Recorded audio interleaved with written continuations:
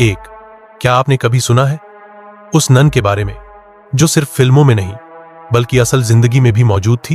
कहते हैं उसके अंदर समा गई थी एक खतरनाक शैतानी रूह वालक, क्रिश्चियन डेमोनोलॉजी में जिसे प्रेसिडेंट ऑफ हेल कहा जाता है। इतना ताकतवर कि किसी के भी शरीर पर कब्जा कर ले, चाहे सामने एक पवित्र नन ही क्यों न खड़ी हो। 2, तो आज मैं आपको सुनाने जा रहा हूं उस सच्ची कहानी को जिसने दानन जैसी डरावनी दास्तान को जन्म दिया। कैसे एक मासूम ईश्वर की भक्त लड़की की जिंदगी ने ऐसा मोड़ लिया कि वो अंधेरे की ताकतों के जाल में फंस गई। और ये कहानी शुरू होती है इंग्लैंड के उस मशहूर घर से जिसे लोग बार्ली रेक्ट्री कहते हैं।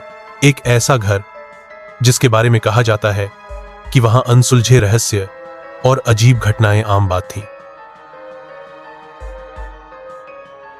तो चलिए अब सीधा मुद्दे पर आते हैं और जानते हैं the real story of the nun. England के साउथ ईस्ट में एक छोटा सा गांव है जिसका नाम है बार्ली। यही वह जगह है जहां से इस रहस्यमयी कहानी की शुरुआत हुई थी। इस गांव में स्थित एक पुराना घर बार्ली रेक्ट्री, जिसके बारे में कहा जाता है कि वहां कई अनोखी और डरावनी घटनाएं घट चुकी हैं जिन्हें नहीं पता। बता दूं, रेक्ट्री का मतलब होता है पादरी का घर और पादरी यानी प्रीस्ट। अब ये जो बार्ली रेक्ट्री है, इसे इंग्लैंड की सबसे रहस्यमयी और चर्चित जगहों में से एक माना जाता है। शायद आपके मन में भी ये सवाल आ रहा होगा, जहां चर्च हो या जहां एक प्रीस्ट रहता हो, वो तो पवित्र और सुरक्षित जगह होनी चाहिए। लेकिन यहां कहानी उल्टी है। ये जगह खुद ही अजीब और अनसुलझी घटनाओं का गवाह बन गई। ये सब इसलिए हुआ क्योंकि यहां एक ऐसा वाकया हुआ था जिसने सब बदल दिया। बार्ली रेक्ट्री बाहर से देखने में एक पुराना, शाही और खूबसूरत घर लगता है, लेकिन अंदर से ये जगह एकदम अलग थी, रहस्यमयी और अजीब घटनाओं से भरी हुई। इसकी दीवारों ने ना जाने कितनी कहानियां अपने अंदर छुपा रखी थी। साल 1862 में इस घर को सबसे पहले बुल फैमिली ने बनवाया था। उनका इरादा था कि ये एक शांत और धार्मिक माहौल वाला घर बने। लेकिन वक्त बीतने के साथ इस घर का रूप ऐसा हो गया जिसकी किसी ने कल्पना तक नहीं की थी। और इसकी असली शुरुआत तब हुई जब यहां कदम पड़े एक नन के। ये जो रेक्ट्री थी वो कोई बिल्कुल नई जगह नहीं थी। इससे पहले भी यहां एक पुरानी रेक्ट्री मौजूद थी। साल 1841 में उस पुराने घर में भीषण आग लग गई जिसने पूरे स्ट्रक्चर को राख में बदल दिया। उस हादसे के करीब 20 साल बाद यहां नई रेक्ट्री का निर्माण हुआ। हाँ, वही घर जो आगे चलकर रहस्यमयी और डरावनी घटनाओं का केंद्र बन गया। लेकिन सच यह है कि इसकी कहानी और भी पुरानी है, 1841 से भी पहले की।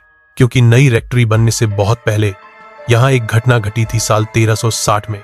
उस समय बार्ली गांव में कई प्रीस्ट रहते थे और ये जगह काफी धार्मिक मानी जाती थी। उसी स्थान पर जहां बाद में बार्ली रेक्ट्री बनी, एक प्रीस्ट रहा करता था। कहा जाता है कि उसकी एक नन से जान पहचान बढ़ गई थी जो पास के एक कॉन्वेंट से आती थी।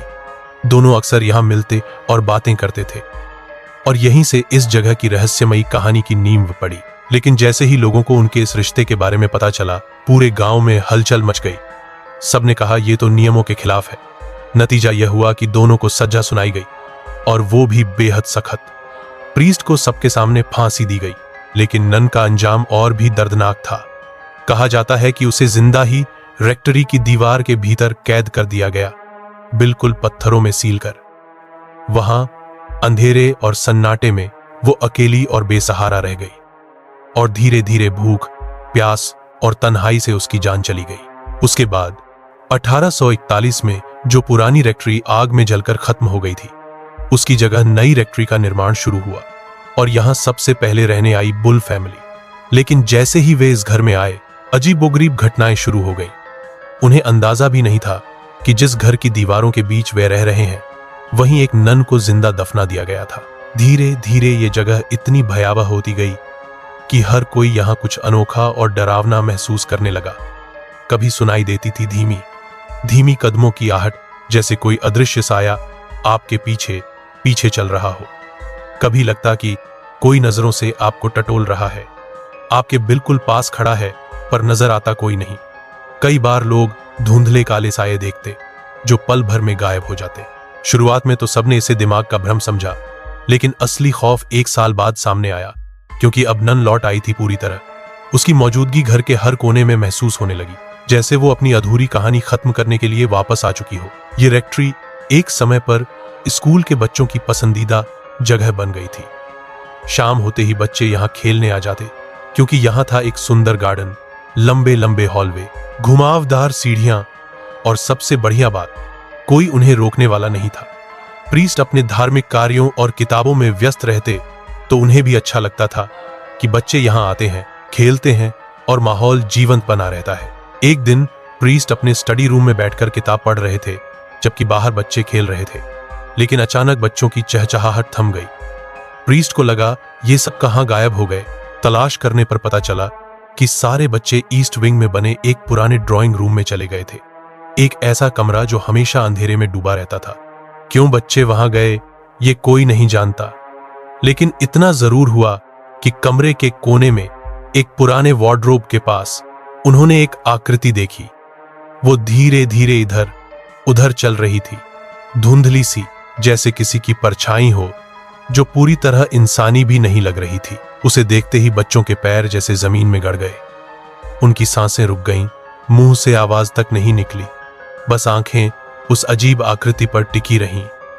वो एक औरत थी, वार्डरोब के सामने टहलते टहलते अचानक ठिठक गई और फिर बेहद धीमे, अस्वाभाविक अंदाज में अपनी गर्दन मोड़कर बच्चों की तरफ देखने लगी।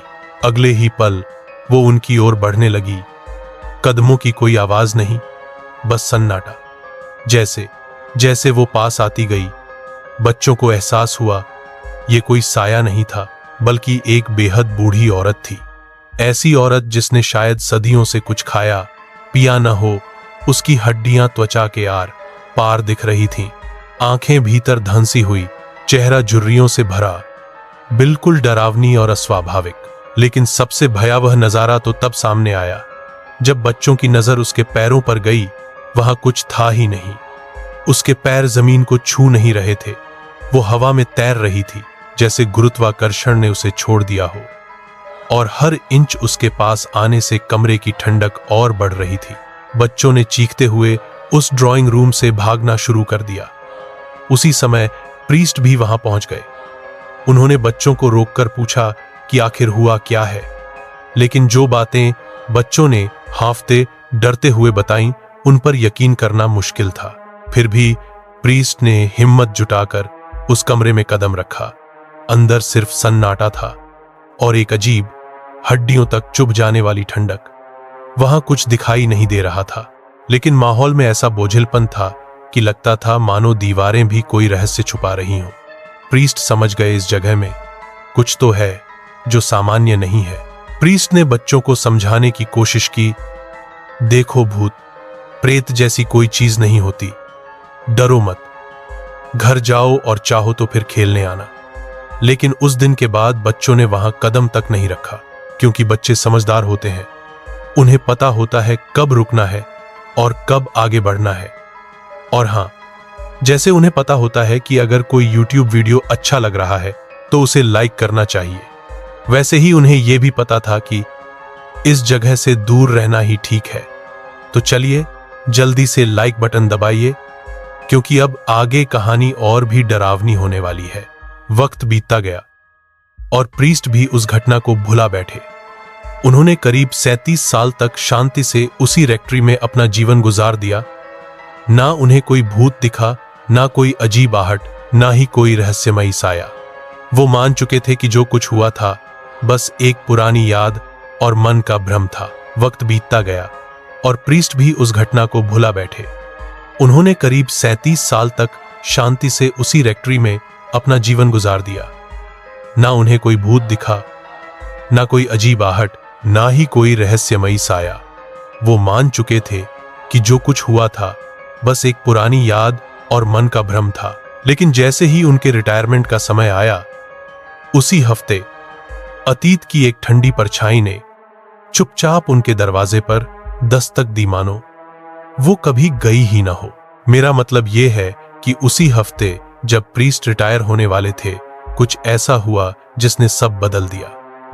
और हां, बीच बीच में मैं थोड़ी मस्ती कर रहा था, लेकिन अब वापस कहानी पर आते हैं, क्योंकि जो आगे हुआ वो किसी भी मजाक से कहीं ज्यादा डरावना था। एक शाम प्रीस्ट अपने स्टडी रूम में रोज की तरह किताब पढ़ रहे थे, जब अचानक एक जानी पहचानी चीख ने सन्नाटे को चीर दिया। लेकिन इस बार आवाज घर के अंदर से नहीं, बल्कि बाहर कोर्टयार्ड से आई थी। उनका दिल तेज धड़कने लगा।